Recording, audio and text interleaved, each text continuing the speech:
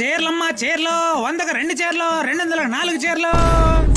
ఏమక్క చీరలు తీసుకుంటారా 100కు 2 చీరలు? చీచి అలాంటి చీప్ చీరలు కట్టే కర్మ నాకు ఇంకా రాలేదయ్యా. నిన్ననే నా కొడుకు 2000 పెట్టి చీర తెచ్చినాడు. ఇంకా అలాంటి చీప్ చీరలు దీనికి ఇవ్వండి. నాకేం కర్మ, నిన్ననే మా ఆయన 2500 రూపాయలు పెట్టి చీర తెచ్చాడు. కావాలంటే ఆ చీప్ చీర ఈవిడికే ఇవ్వండి.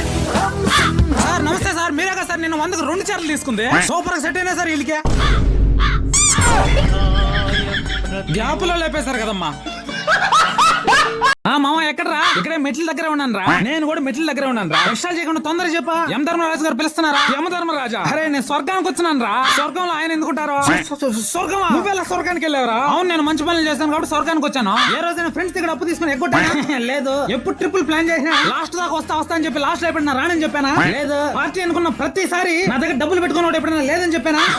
లేదు. ప్రతిసారి నా పైకి అయితే ఏ రోజు పెట్రోల్ గురించి ఆలోచించింది లేదు. నా ప్రతి బర్త్డేకి మీ అందరికి పార్టీలు కూడా ఇచ్చాను. మరి మంచి పనులు చేశాను కదా, నువ్వు ఎప్పుడు చూసావా? లేదు మామ, మరి నరకంలోనే కాలిపోరా లుచ్చా కొడక. హలో అమ్మా కోడలి పిల్ల, నేనమ్మా మీ మావయ్య గారిని స్వర్గం నుంచి మాట్లాడుతున్నాను. మావయ్య గారు ఏంటి స్వర్గం నుంచి మాట్లాడుతున్నారా? అక్కడ ఫోన్ ఫెసిలిటీ కూడా ఉందా? ఈ మధ్య జియోవాడు ఒక టవర్ వేశాడమ్మా. స్వర్గంలో అత్తయ్య గారిని కలిసారా మావయ్య గారు? అత్తకు మించిన అందగత్తెలు ఉన్నారమ్మా. ఇప్పుడు అత్త ఎందుకమ్మా? అంత అందగత్తులుంటే వాళ్ళతో డాన్స్ వేసుకోకుండా నాకెందుకు ఫోన్ చేశారు మావయ్య గారు? మన ఎదురింటి శంకర్రావు గారు లేడు? వాళ్ళ ఎదురింటి ఆవిడ తన సినిమాకి వెళ్ళాడని వాళ్ళ ఆవిడ కొట్టి కొట్టి చంపేసింది కదా మావయ్య గారు. ఈ విషయం మీకు కూడా తెలుసు కదా. వాడు నా దగ్గర ₹1,00,000 అప్పుగా తీసుకున్నాడమ్మా. డబ్బులైతే ఇచ్చేసాలే, కానీ వాడు రాసిచ్చిన ప్రామిసరీ నోటు నేనివ్వడం మర్చిపోయాను. అది కావాలని ఇక్కడ నన్ను తినేస్తున్నాడమ్మా.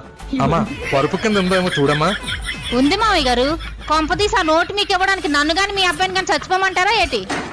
మన వెనకింటి దివాకరం కొనవూపురుతో కొట్టుమిట్టాడుతున్నాడమ్మా. తులసి నీళ్ళు కూడా పోసేస్తున్నారులే.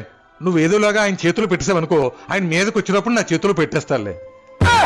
దేవుడా, ఏమైంది నాయన? కనికరించావా తండ్రి? చెప్పు నాయన. ఏం వద్దు స్వామి, నా మనసేం బాగాలేదు, కాస్త ప్రశాంతంగా మీతో మాట్లాడదామని. పిచ్చివాడా, మనసు బాగలేనప్పుడు మాట్లాడుకోవడం కోసమే కదయ్యా పెళ్ళాన్ని సృష్టించింది. అయినా దేవుడు తర్వాత పెళ్ళాం కాదయ్యా, పెళ్ళాం తర్వాతే దేవుడు. వెళ్ళి మాట్లాడయ్యా, నేను చూసుకుంటాను. ఏమ్మా సిరి?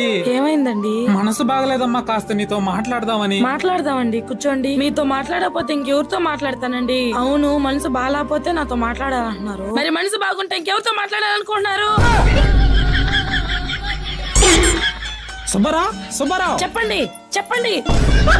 మొత్తం పొద్దుడిలే అవుతున్నాయి. ఇట్లయితే కొట్టమెట్ల పెరిగేది. ఒక మంచి పేదుడని పెట్టే బర్రెని చూడు, కొందాం. కానీ అసలు బర్రెలు లేవు. ఇడ దొరకకుంటే దుబాయ్. ఏమైంది? రోజు కొంచెం బరువు పెరుగుతున్నా.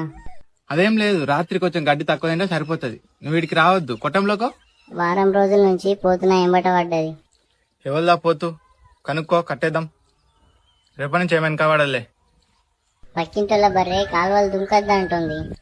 సరే కొన్ని రోజులు కాలువలు దుంకకు. నాకు పత్తి పిండి పల్లి పిండి తినాలనిపిస్తుంది. దాని షాపే తీసుకొస్తా, తిను. ఏమైనా నీకే అలా? రారా చింటూ. పెయ్య దుడ్డేస్తుంది.